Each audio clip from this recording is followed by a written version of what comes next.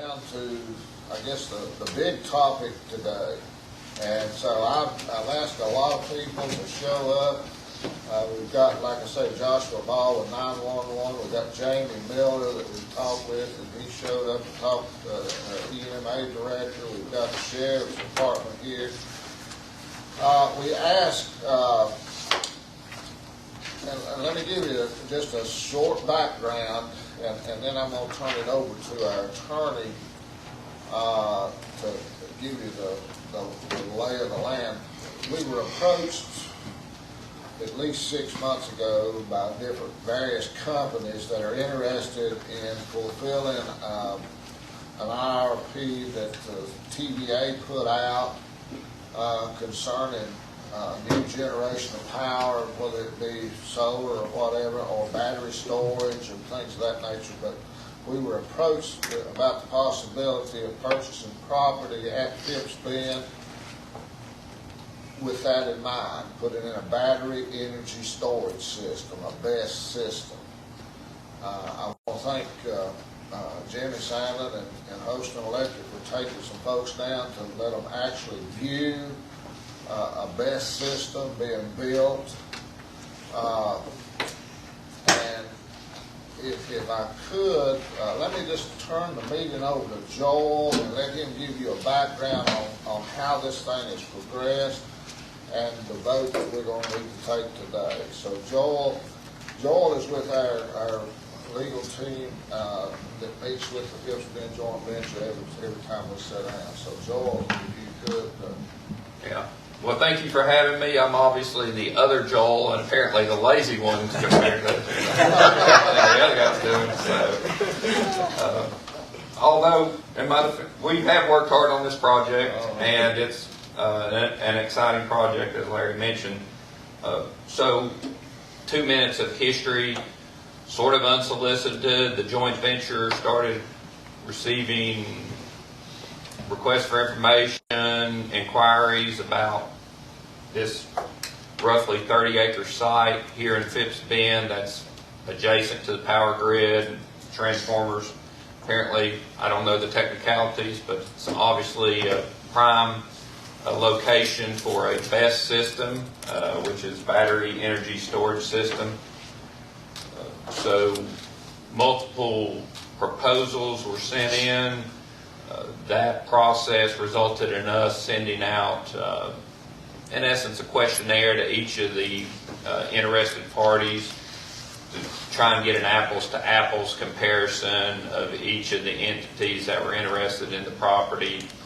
We did that. That took a couple of months. The joint venture met a month or two ago, reviewed all the proposals, compared them very carefully. My office did a very detailed summary that you may have of each of the proposals. And ultimately, the joint venture recommended Tenasca, which is company 2 in the summary sheet that you have. And I'll just do a brief overview of their proposal. So they are looking for an option agreement. And I guess I should say this, that this is all part and was triggered, this interest was triggered by an RFP that TVA issued. I don't know if that's the exact right acronym, but TVA is looking for best projects in its system. And so that generated interest from these various companies who are trying to get an award from TVA to do one of these projects. And it's part of their process. They have to show they have site control of the property, which just means they either own it or have a contract to buy it. So they are asking us for an option to buy this property, this 30 acres. And as with these, this is a big project, so it's an option agreement of up to 4 years. And they are paying $25,000 for the first 12 months of the option, $50,000 for the next 12, $75,000 for the next 12, and $100,000 for the next 12. if they extend it. Obviously, it's in their option. They don't have to extend it after 12 months if they saw didn't look like they were going to be successful in their bid with TVA. Those fees are non-refundable. They are retained by Phipps Bend even if the project doesn't move forward. If it does move forward, then those funds are applied toward the purchase price of the property. The total purchase price is $3.5 million. That's about $116,000 an acre for the property. And part of our due diligence process, and the reason that we reissued the follow-up questionnaire was, we wanted to get some insight into their operational history, their experience, their safety plan, how they would go about operating the system.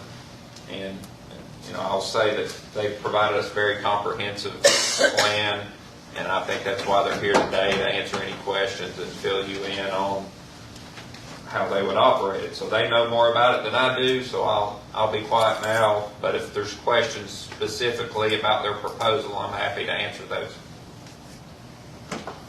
Thank you, Joel. I'll introduce to you Keith Latham, who came in and viewed the property and met with us along with the other participants in this thing. And so we got to know Keith back the last couple of months, I guess, with this process. He is with Tenaska, and they're who is bidding or proposing to build this BESS system.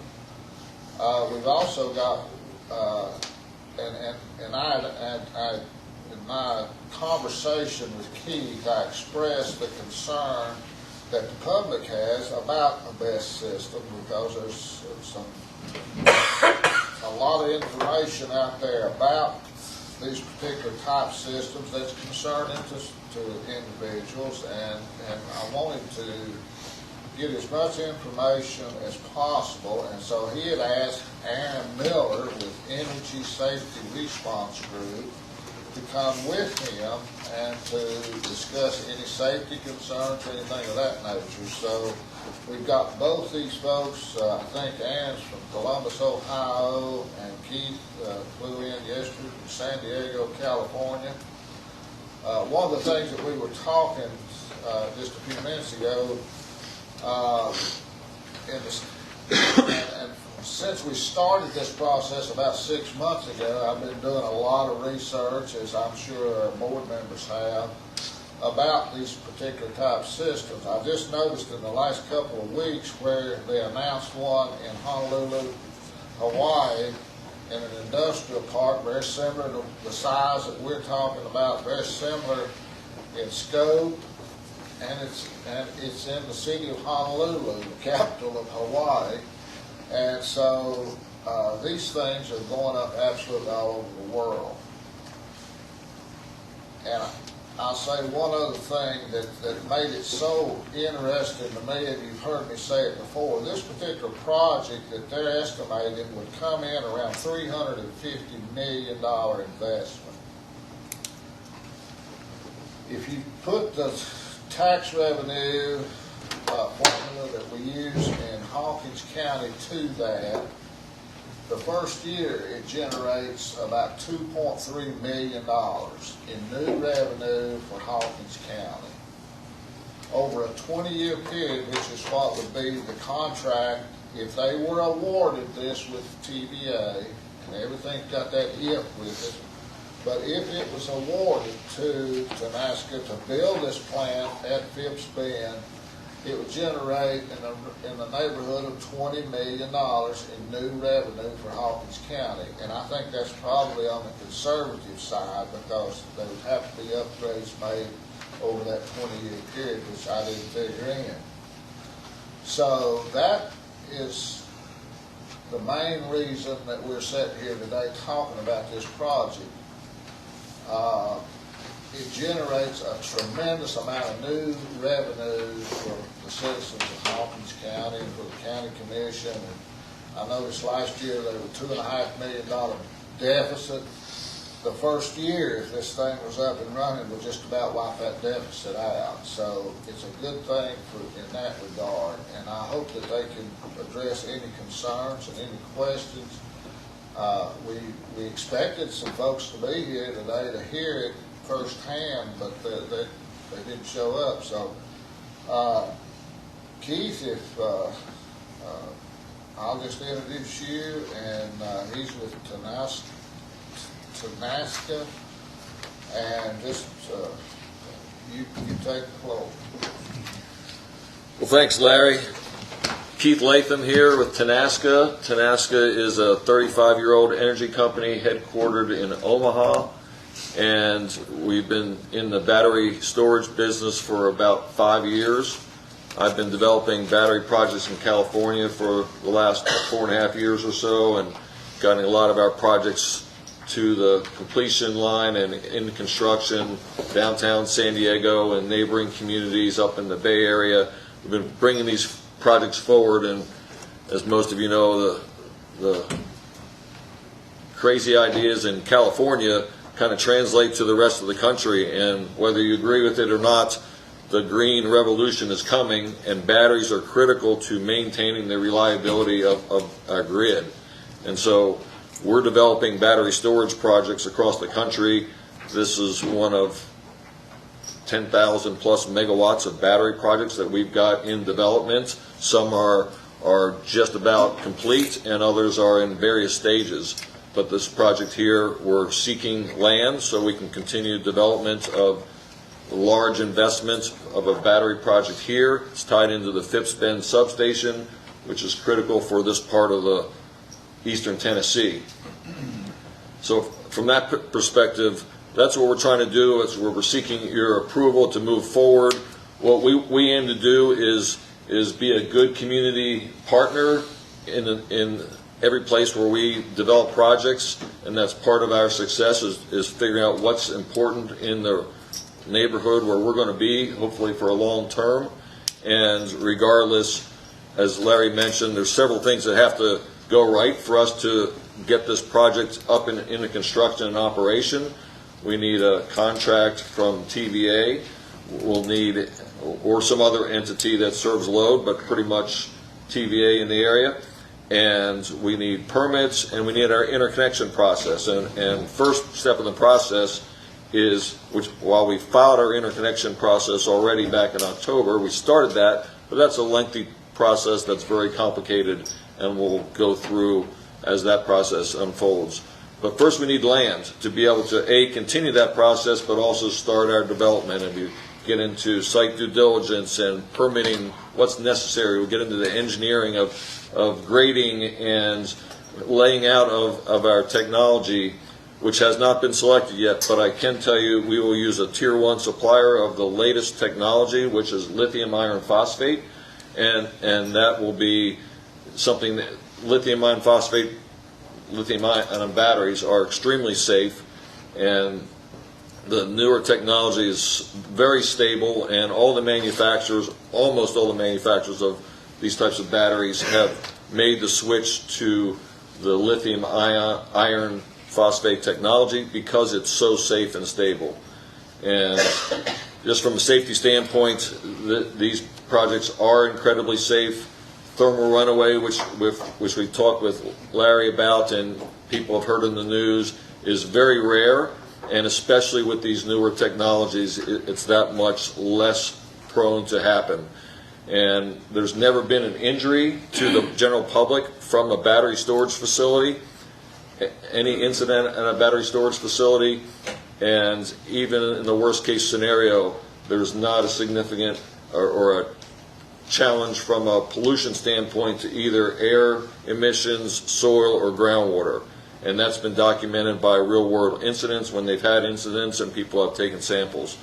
So all in all, the worst case scenario, which after many checks and balances and operational controls to make sure nothing ever does happen, if the worst case scenario happens, these projects are designed so that any incident will be contained to one battery container. And Otherwise, we're responsible to make sure, because of the evolving regulations and making sure that everybody is aware of things, we're responsible to work with the local first responders and ensure they know how to work with this and provide training so that ultimately everybody's on the same page. And just in case the worst case scenario happens, we all know what to do with it. So that's what I've got to say about it. And if you have any technical details on safety, Aaron can certainly answer those, but happy to take any other questions that anybody might have. Describe a thermal runaway. What happens? I'll do a layman. I understand it's a fire, but this is, what are the basics of a thermal runaway? So a thermal runaway is a cell failure in your battery where you have basically an internal short or something going on within that battery. Thermal runaway is when that battery is self-heating to the point that it is no longer able to cool itself and expel that heat. So it just starts overheating and it will continue to overheat. So you're going to have that initial cell heating. Once you reach thermal runaway, it's pretty much a runaway train type thing. So, yeah. I guess, what would you do to negate that as far as, and I know they're going to want to hear from you about your fire background, and if you would, Aaron, just tell us about the safety aspects of this and what your experience is with it. So there are a variety of different ways that you can either prevent or mitigate a thermal runaway event. A lot of that is going to be your initial design and engineering. There will be different engineering safeties that are incorporated into a design. It can be as simple as cell spacing, different thermal insulators that you can put in these, or at the very initial stage, your battery control systems, so your management systems. You have a lot of different sensors and monitors monitoring your voltage, currents, temperatures. So if it notices a cell is reaching a dangerous state, you can mitigate that before anything even happens. And then afterwards, you have your different ways that you can either prevent that cell thermal runaway from spreading to other cells, or you can cool it off later.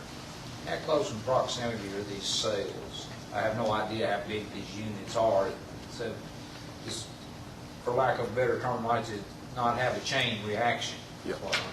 So it depends on the manufacturer of the enclosure or the battery type. They are generally very close. They can sometimes have like a small thermal barrier in between them. And they're generally divided into multiple levels as well. So you have, we like to use a shoe store analogy. So you have your shelf, which is your battery enclosure with all the racks inside of it. You have your shoe boxes on those shelves. Those are all modules, which there will be multiple modules in each enclosure. And then even smaller than that, then you get down to your individual cells. So you have multiple layers there of design where you start with the small cells. Those are packed into a module. Those modules also have different barriers between other modules. So there are different ways to divide that out and prevent anything from spreading. Just for a guess, how much heat are we talking about? I don't have a specific number for you on heat, but they do get hot. I mean, I think thermal runaway is about 125 degrees. Now, you talk about putting them in containers, but how far apart do you separate the containers though? Is there a separation between? So if you did have a fire, you may have a whole fire container. But what do you do as far as keeping fire spread from one container to another container? Yes. So there are spacing requirements for each different type of battery, and again, this is going to depend on manufacturer and the type of installation. What we will say, if there is an issue, which it's very unlikely with these systems because they are very strictly controlled. They're not like the normal consumer grade batteries that you would find for like hoverboards or the electric scooters. Those are being abused. They're using incorrect chargers, physical, mechanical abuse. So you see a lot of failures with those because of that. These are much more heavily regulated. So if you do have a failure event, we work with local fire departments, law enforcement, do training and emergency response plans to help them understand what they're up against. You have your spacing between the enclosures, and then we also say to the fire department, you want to use minimal amounts of water to help protect those exposures. Is there any special type of fire equipment that the locals would have to have? Nope. Nope.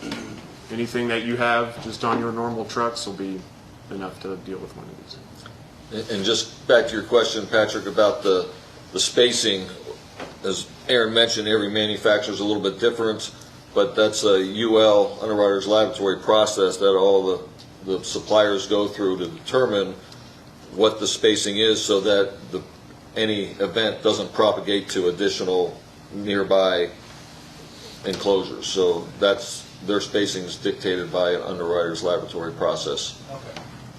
That's kind of a question I had that you answered was, would we have to equip our local fire departments with anything? No. You won't need anything additional at this point. It's really just that extra knowledge. Education. So we offer those emergency response plans. We write that up. Every single one is site and system specific. So we will come out, look at this site individually, make sure that everything in it is as we have in our report.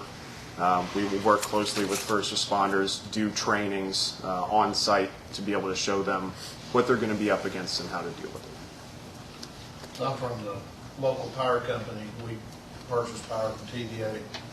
How many megawatts you think this facility would be? Yeah, sorry, I meant to mention that. 225 megawatts, 4 hours, so 900 megawatt hours. So that's the facility size. We could have used that back there in Winter Storm Heather. About transportation, I'm sorry, Go ahead. like the finished product, you have to have special equipment to move it, or is it just trucking as we know it today? It's just trucked in. They're not light, depending on the manufacturer and the specific unit, but it's just normal trucking. Okay. And I'll just tell you something else I was going to mention was, it's probably an almost a year-long construction process, roughly 100 good, high-paying workers. The good news and the bad news is there's not a lot of long-term operational employment. But there is a handful of full-time jobs that will be expected to come with this, but it's not going to be a major employment generator like you're normally used to seeing with factories and such. But it's a nice facility, it's a good investment, and will help the region from a grid reliability standpoint. What's the estimated life of your system? It should be 20 years. Now, the batteries, just like your cell phone, they don't last that long, but they'll be what we call augmented to maintain a kind of minimum contract output. We'll have 225 megawatts, assuming that's what a contract would be at some point in the future.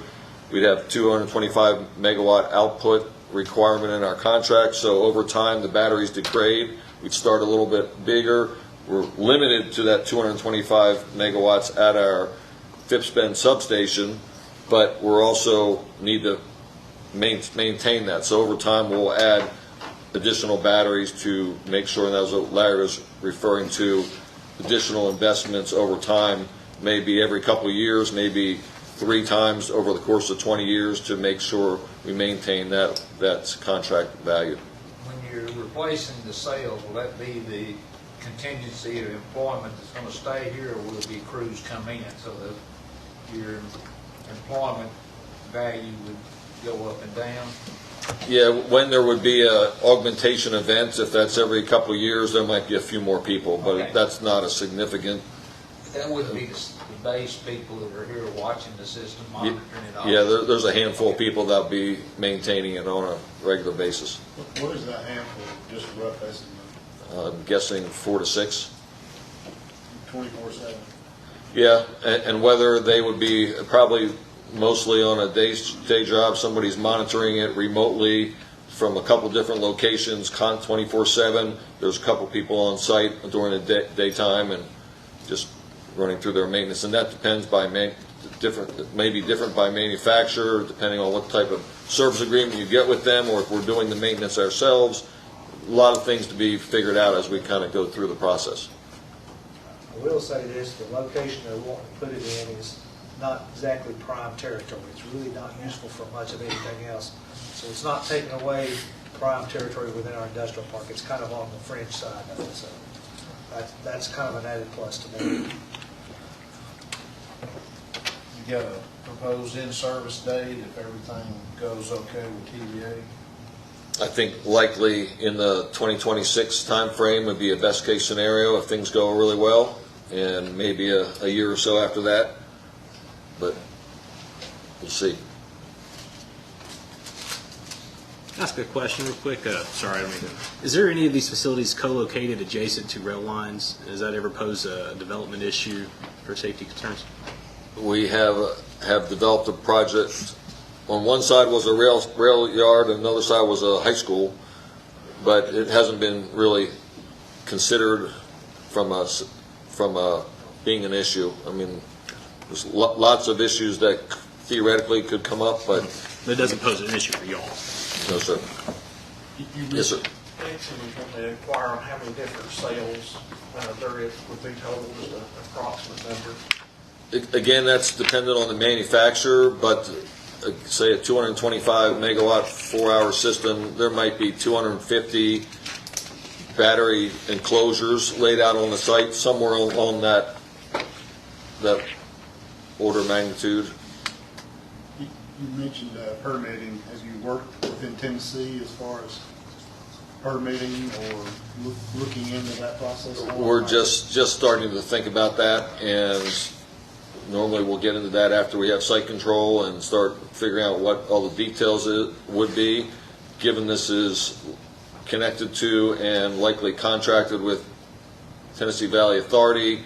That may make it more challenging from a NEPA standpoint and looking at what that may entail, but I can't say we're 100% versed in that at this point.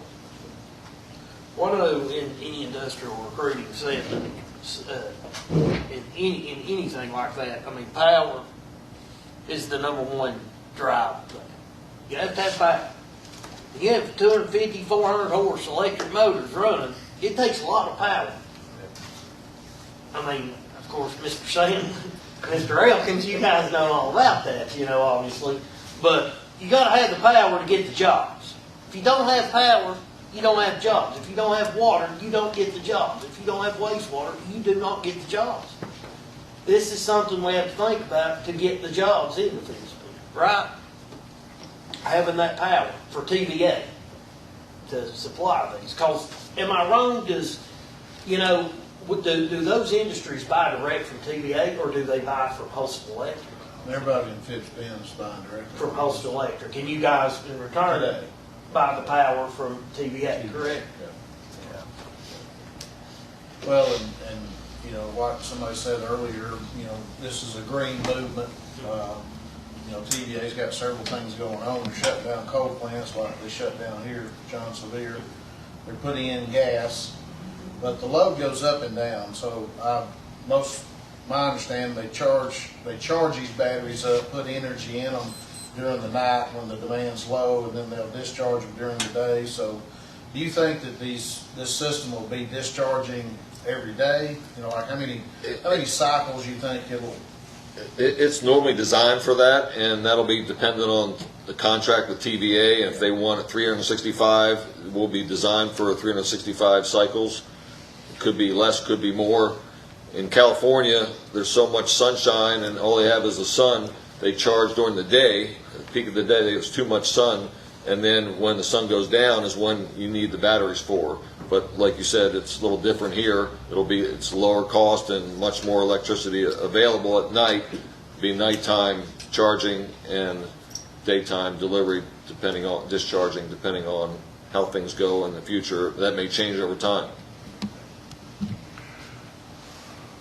I thought the one statement that you made in answering Michael was that, involving the railroad, but right across the street from the railroad was the high school. All that we need to I think, get out of this thing is to emphasize to the general public that this thing is safe. And you're not gonna build one in downtown Honolulu or across the street from a high school unless it's safe. Nor are you gonna spend $350 million of your company's money to have something that's gonna run away or blow up or burn up. Yeah, the banks don't like spending money and having lose. So, if anything that we can impress upon the general public is this thing is safe. It's a revenue generator for Hawkins County, and it does provide jobs, not near as many as some of them that we're talking about with the other industries that we're proposing. But all of them need this energy. It's good for TVA, or they wouldn't be pursuing it. So I just appreciate you all coming out today. I appreciate the fact that Aaron drove in from Columbus, Ohio to hopefully dispel any ideas that someone has that it's going to kill off everybody in Hawkins County in the last meeting. I do apologize today for not having lunch like we normally have, and I know everybody's got to get back to work.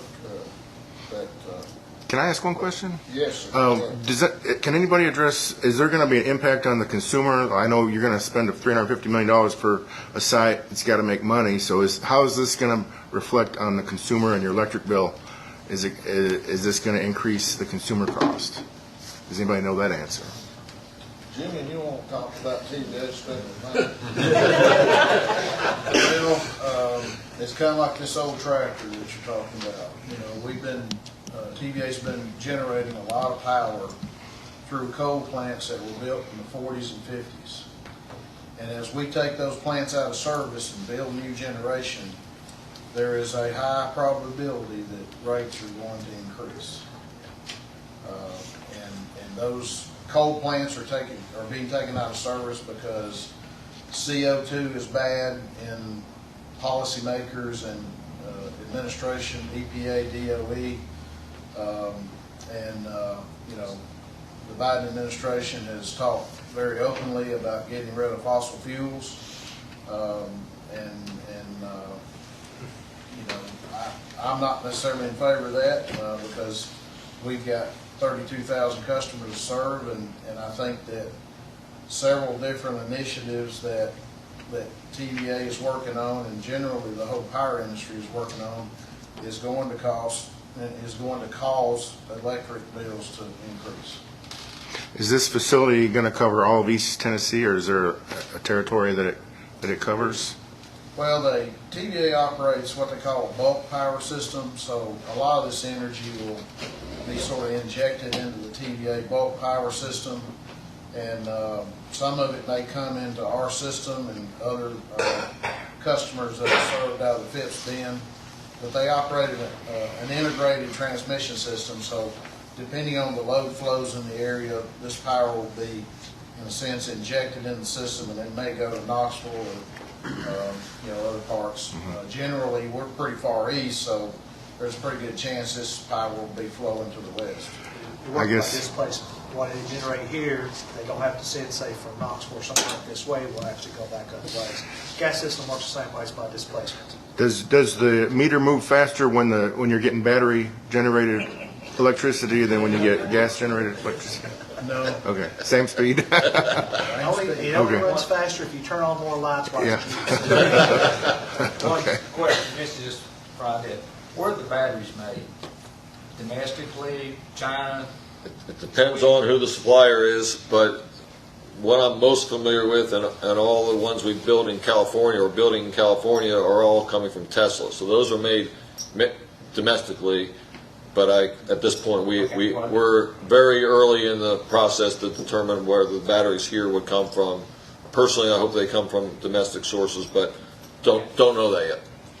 One of the things that you may have not read about, and I seem to be on the receiving end of all this stuff, is they just announced a new battery plant to produce batteries in Holly Springs, Mississippi, which is on the TVA system. That is a very small municipal system. I don't know how they're going to produce it, but the state of Mississippi appropriated $385 million toward this almost $2 billion investment in a batteries system. So there's a real likelihood that the batteries would come from the TVA system that might go in here. There's a lot of manufacturers that are seeking to build in the United States, and there's new entrants that are trying to get to what I call tier 1 status, which are someone that's financeable, and ultimately the chances are likely higher than not, I think, that these will be domestically sourced materials when this project's ready to be built. Any other questions? Like I say, we about covered the gamut, I think. Do you need a motion? We're gonna need a motion. Let me back up and tell you, the Phipps Bend Management Committee approved this, or recommended the NASCA to be the choice. The Kingsport Board has already voted on it, and so we're down to this board, and then we'll go to contracts, and the legal people will work up to serve. I move that we accept NASCA. Second. We got a motion, I got a second. Any other questions? All in favor say aye. Aye. Any opposed? No. Unanimous decision to go forward. And like I say, this, as Joel mentioned, may never come to pass.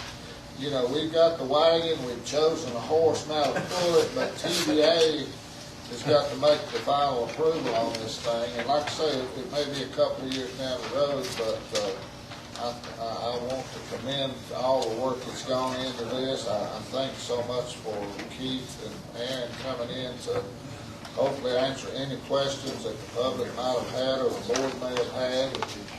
I thank all of the other officials that have shown up here today to hear what's going on, and hopefully we've done the right thing by the county and the citizens and the taxpayers. So